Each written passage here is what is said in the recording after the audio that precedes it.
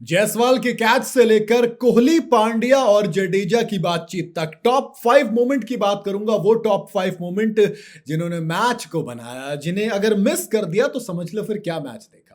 भाई, India versus England, पहला ODI, Nagpur का मैदान और एक तरफा इंडिया की जीत। लेकिन इस मैच में कुछ मोमेंट हुए। सबसे पहला मोमेंट जब आया, मतलब इंडिया जीते तो उसके पर्सपेक्टिव से बात करें, वरना मोमेंट तो पहले मोमेंट आप दो तरीके शुरुआत कर सकते हो। पहला मोमेंट वो भी था जब डेब्यू पर हर्षित राणा को फिल सॉल्ट ने असॉल्ट किया, यानी कि 26 रन कूट डाले।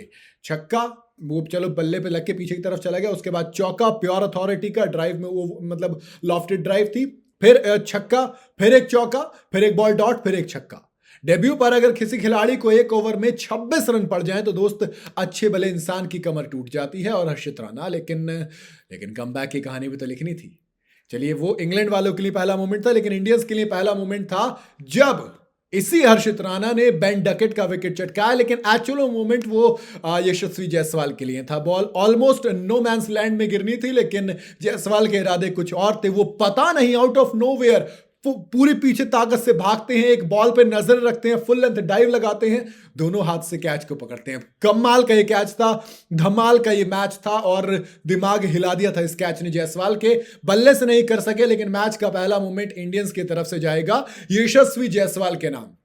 दूसरा है, एक तो सॉल्ट का रन आउट, दूसरा मतलब दूसरे मोमेंट में भी दो है ना यार।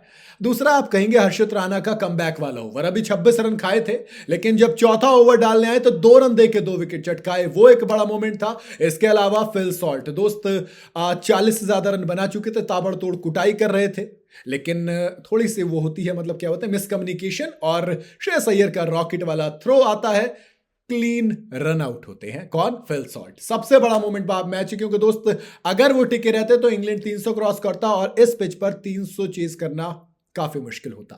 लेकिन मुश्किल क्यों होता? क्योंकि हमारे पास तीसरा एक बड़ा मोमेंट था। वो थी एक partnership, I should say 2 partnership.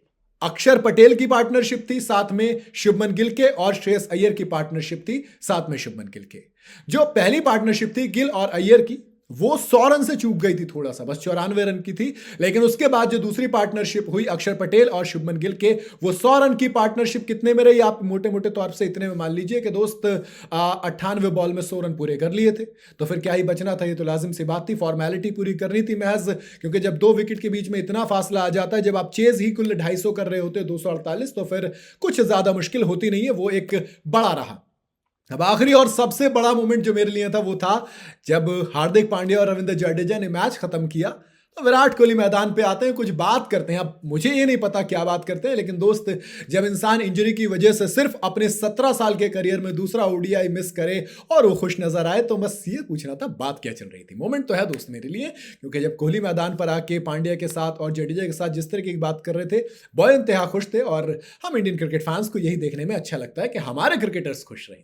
तो ये थे टॉप 5 मोमेंट मेरे लिए। वैसे तो मैंने 5-7 बता दिए मोमेंट, तो बट अगेन टॉप 5 इसमें से आप ले सकते हैं कोई भी। मेरे लिए 7 मान लो आप मोटे मोटे तौर पर मोमेंट्स। अगर कोई मिस किया तो आप मुझे कमेंट में जरूर बताइएगा। वीडियो अगर आपको पसंद आई हो तो इसे लाइक और शेयर जरूर करें, और जाते जाते चैनल को फॉलो और सब्सक्राइब जरूर करते जाइएगा।